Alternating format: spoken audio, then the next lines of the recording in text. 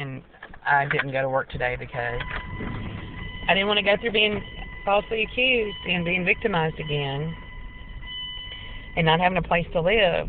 And I've been thinking about leaving town, because we can't move into any shelters here. I can't spend all the money that we have on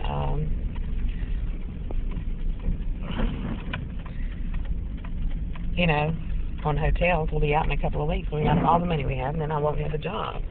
So I've got to be able to get a job. I have to have a job in order for us to stay here. You can't just use money till it's all gone and then you don't have a job. And it can't be, $8 an hour and then what?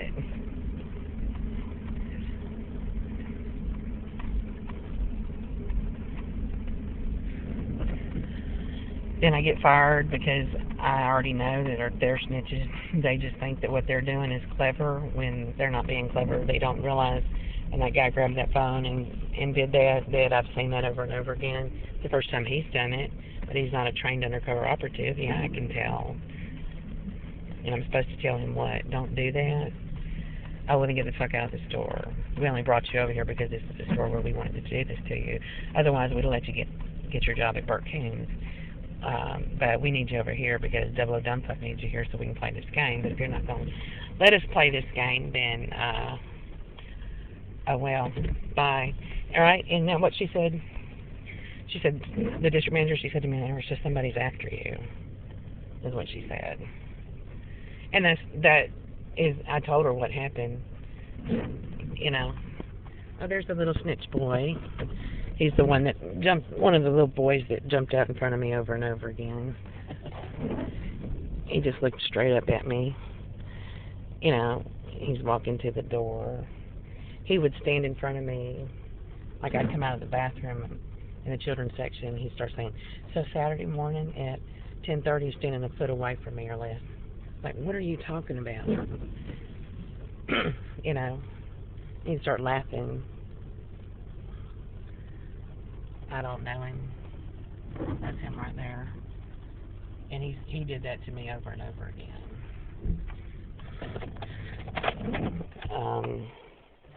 It was all a game to him. He's been put up to it. The librarians on the children's side were putting him up to it. So I have to videotape. And he was holding a white phone. He put a white phone up to his ear when I drove my vehicle up. See, he's walking across that field. And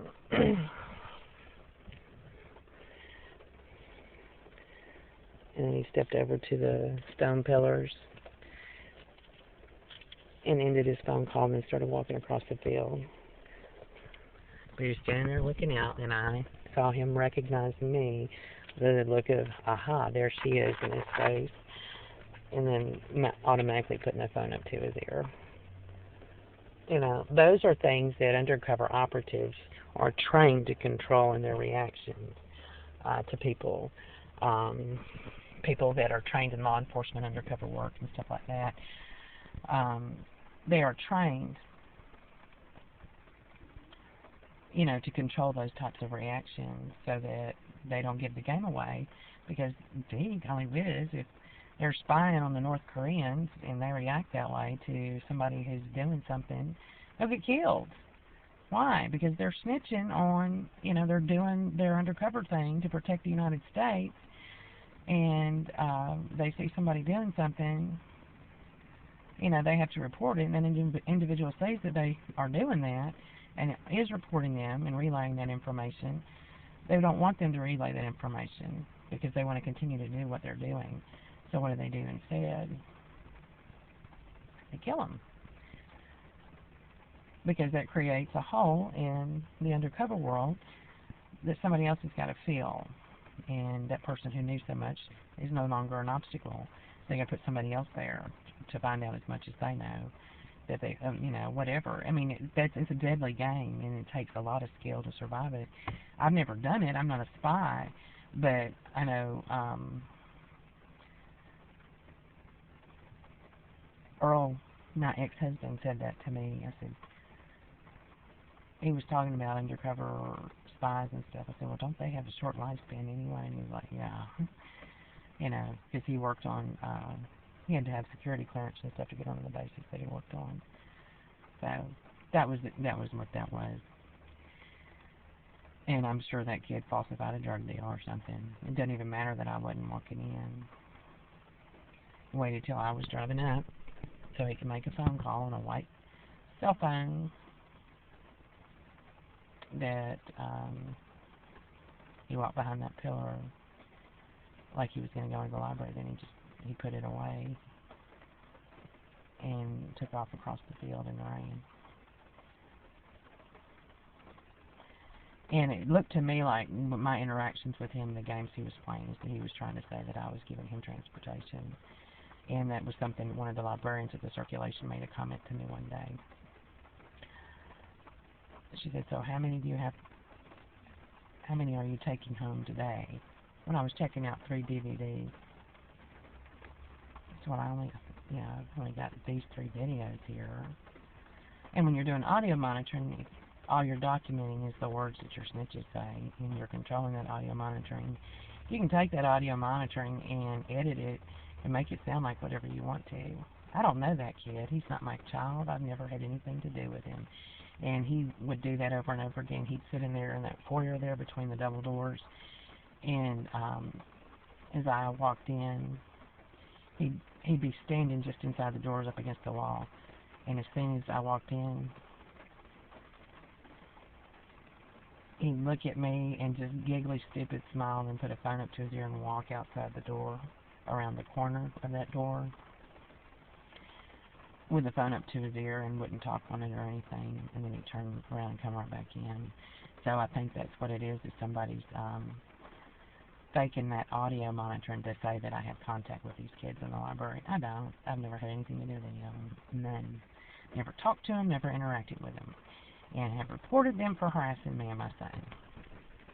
To who? The librarian? Oh, sorry, thanks for making that security too.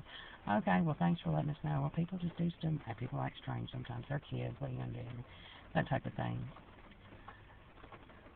And then saying that this is another argument they make. Oh, well, she sees things happen and she misperceives them and misinterprets what they really are. No, I didn't, honey. It was falsified evidence.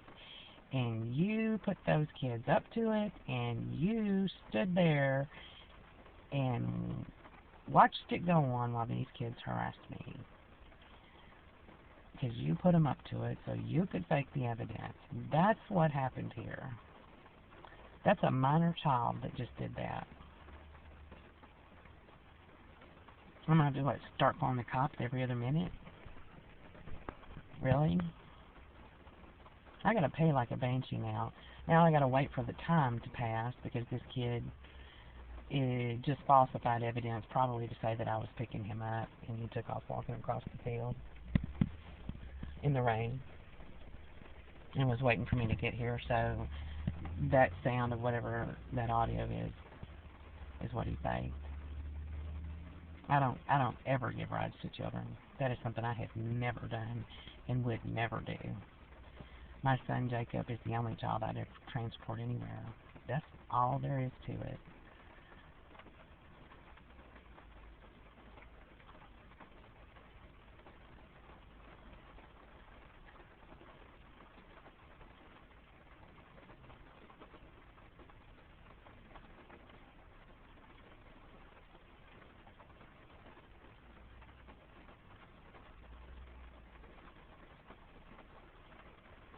So I gotta wait now. I can't go in the library because I'm trying to beat the time factor. If he's saying that I drove him away and took him home, then the time's not gonna matter.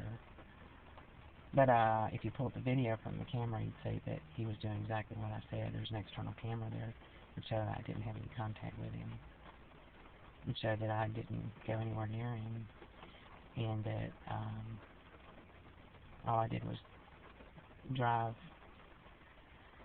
into the parking lot and didn't stop or anything.